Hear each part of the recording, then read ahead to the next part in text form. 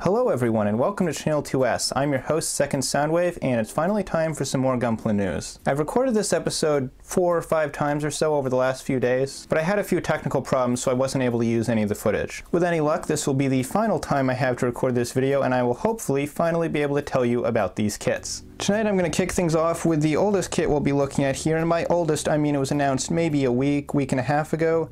This is the HGUC Gouf flight type. If you've been following Gunpla news for a little while, you are most likely familiar with this kit already, as it was first teased at a Gunpla Next Phase project exhibit just a few months ago. The Gouf flight type is a pretty heavy modification of HGUC Gouf Custom, and while it didn't do very much in the 8th MS Team OVA, it is still a personal favorite of mine. In fact, I might go as far as to say that this is my favorite Gouf of all time. Unfortunately, this is a premium Bandai exclusive. Can't really say it's much of a surprise with the direction that Bandai's been taking lately, but I am nonetheless just a little bit disappointed. But because I absolutely love the Gouf flight type, I'm going to try and get one of these anyways. Let's step things up a grade and look at the real grade Zaku Minelayer. We've gotten a few MSV Zakus lately from the real grade line, and this is the 4th and most recent edition. The Zaku Minelayer is a slight recolor of the existing Zaku II with a brand new backpack and a slightly modified head that attaches one of the power cables along the side onto the top of the backpack. It's a pretty minor modification and certainly not the most popular of the MSV Zakus, so I completely understand why this was made a premium Bandai exclusive. And with both the master grade Zaku Minelayer being retail and the real grade Zaku being a bit of a problem kit, I can say that I safely have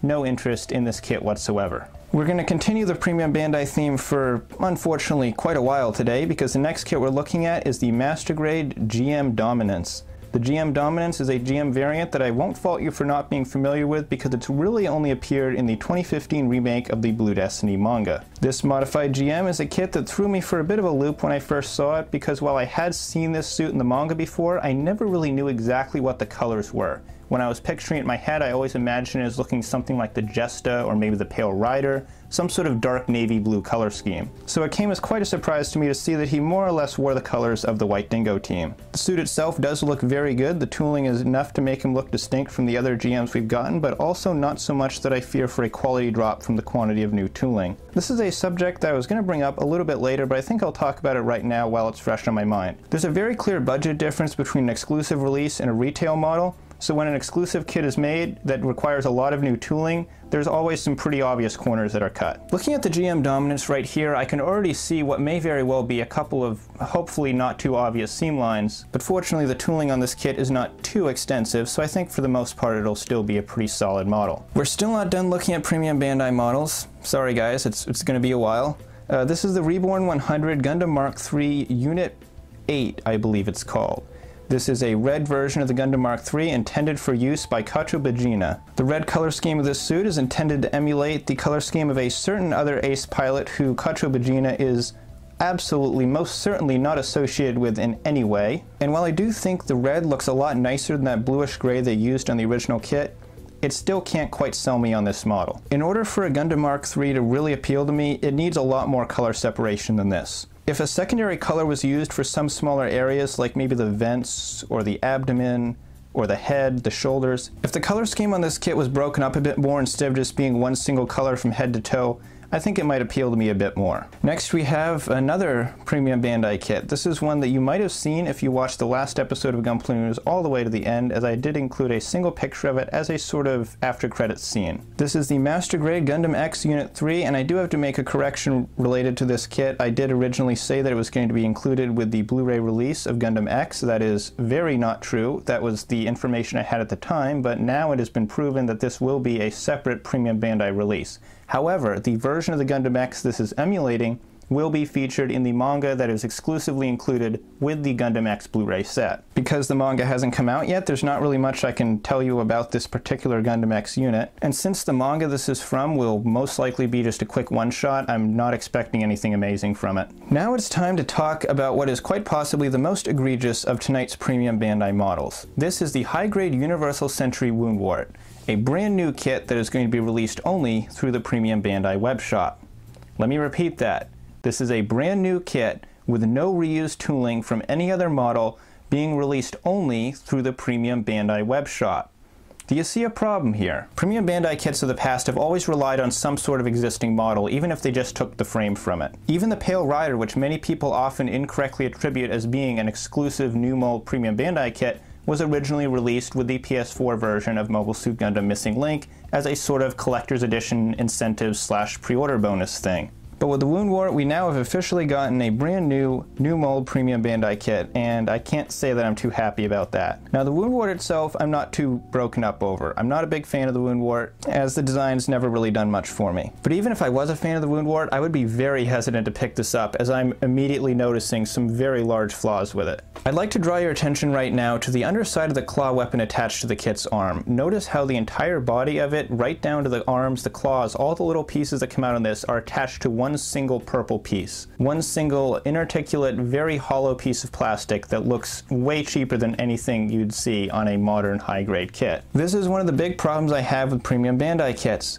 The more new tooling there is, the thinner the budget has to be stretched out. I explained with the Gym Dominance how P-Bandai kits with heavy amounts of new tooling tend to have lower quality parts, and I strongly suspect that that will be the case for the Woundwort. If you want, you can go ahead and pre-order this kit, just don't get your hopes up. I think we've finally dug ourselves out of the rut of Premium Bandai kits that we've been stuck in for a little while, so let's take a look at some brand new retail upcoming Build Divers model kits. We're starting things off with a new build custom kit, the Ptolemaeus Arms. If you're familiar with the new CRV they introduced for Gundam Build Divers, you'll know that it has a whole bunch of Ptolemaeus looking parts stuck all over its body. The Ptolemaeus Arms includes those pieces, plus also a few adapters that allow you to connect them together into a full replica of the Ptolemaeus. Now granted, it's not a very accurate replica, it is a bit more on the chibi side. It's still a pretty nice addition though, and as far as I know, you can't do this with the Ptolemaeus parts that are included with said CRV. Next up, we have the Gira. This is a modification of the Girarga, and like with the Age 2 Magnum, I really do feel like this is something that could have been right at home in Gundam Age. Nothing about this design is out of place in that universe at all, and this really does feel like an extra leftover Age MSV design they just kind of threw into Build Divers. The effect parts are new, the tail is new, and there might be some modified armor panels, but for the most part it's really just a blue Girarga. The Leo NPD appears to be the GM equivalent of Gundam Build Divers. This is going to be a non-character piloted grunt suit that's going to serve as kind of an AI training dummy in the game. And due to the nature of the suit, it comes with a variety of alternate heads to make your own custom versions. You get 4 different heads, 3 different shoulder options, and all the weapons you got with the original Leo. It would have been nice to have seen some new weapons included with this kit, but I'm going to assume that they're probably making some kind of build custom set later on that'll have some more weapon options. Speaking of weapon options, this is the Spinning Blaster. The Spinning Blaster appears to have some sort of gear mechanism in the center that allows you to rotate around different components on it and make different kinds of weapons. You got a few different gun options, a few different sword options, and I wish I could explain this better, but it looks like it's the kind of thing that you can't really properly demonstrate with still images, and since there's no video of this thing working yet, there's only so much I can say about it. What you're looking at right now is the very first release in the Figurized Labo line. Now with a name like Figurized Labo, I was expecting this to be maybe like kind of a paper craft sort of thing, maybe gonna include some cardboard, like some crafts you can do with your leftover Gunpla boxes so they aren't just taking up space in the corner of your room. But when I opened the article about this and actually looked at it, I discovered it was actually for something very different. This is, as you're probably aware, Fumina Hoshino.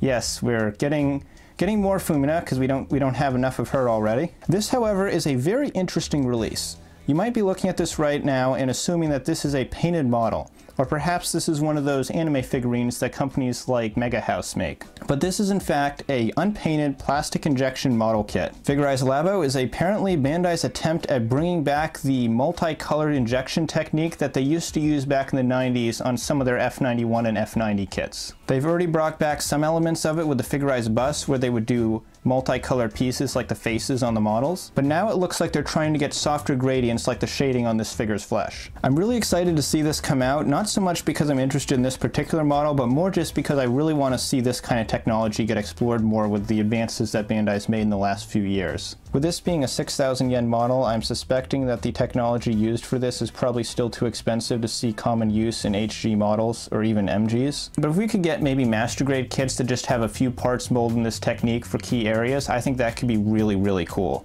And finally, we have confirmation of another teased kit from a past Gunpla Next Phase project exhibit. The HGUC Byarlant has finally been confirmed for release this summer, and the model will be coming out at retail. I've always preferred the unicorn version of the Byarlant, but it's great to see the originals finally getting some love. With the Byarlant now confirmed for release, I believe this leaves the Gundam Pixie as the only Gunpla Next Phase project prototype we haven't gotten official release information for. I can only hope that Bandai doesn't let it get lost in the shuffle. Before we wrap things up tonight, I got something pretty cool I want to show you guys. There's another user here on the YouTubes called My Name is Sport, and he asked me to help promote a very cool video he just made. If you're not familiar with Sport's channel, he makes English covers of a variety of Japanese songs, many of which have been from past Gundam works. His most recent video has been an English cover of Last Impression from Gundam Wing Endless Waltz, and it sounds awesome. Seriously, if you haven't heard this guy's stuff, go follow the link in the description and check it out. Leave a like, do all that stuff. And before you go, why don't you leave a like here as well, subscribe if you're new, and as always, I'm Second Soundwave, and I'll see you next time. A to Z Gundam review coming soon, hopefully. Take care.